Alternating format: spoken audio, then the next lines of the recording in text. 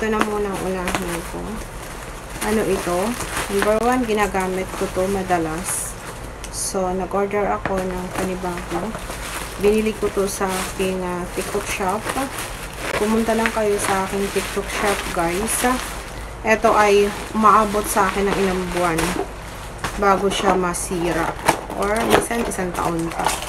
Pero sa ngayon, kasi kami, ikakabit ko lang siya. Napaka-easy lang siyang gawin. I mean, napaka-easy lang ikabit. Gaganyanin lang natin, paikutin lang natin dahan-dahan para hindi naman siya malustred. Yan, gaganyanin lang natin. Yan, pag okay na, pwede natin adjust dito. Tapos, ikakabit lang yung magkabilaan dito, luluwagan lang natin. Gamay na gamay ko na to kasi madalas ko itong ginagamit. Madalas ko to talagang, ito palagi ang ginagamit ko. Adjust lang natin. I think, ewan ko bakit ganito. Naluwagan pa natin. Ayan, luwagan pa natin. Para nakabit natin. Ayan. Pag nakikabit na natin, saka natin yun. Ayan, ganyan lang. Honest review, matibay siya. Kung ingatan mo rin. Dahil nga sabi ko, like M said, meron akong naghihiraman kami ng aking anak. Pag yung anak ko ang gumagamit, syempre, hindi siya maingat. So, ako na lang talaga naka-adjust. I mean, ako madalas ang nahihirapan mag-adjust kasi once na nasira, dahil nga mag-isa ako, walang magkahawak ng camera, kaya kailangan ko talaga to. So, sa adjust lang natin ng ganyan. Pwede natin i-adjust kung saan natin kung anong natin. So, ikabit ko lang ito lahat. Ayan, tuloy ko lang, nakabit ko na yung dalawang pwede dalawang phone ang gagamitin mo. Tapos ito, yan lang natin ito dito. Ayan, ikutin lang natin.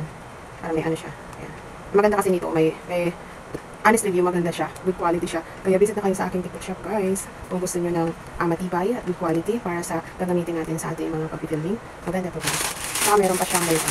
Yung nakaraan na ganito, hindi ko nagamit. Kasi meron naman akong ring light. I mean, kailangan ko lang talaga yung patungan ng phone.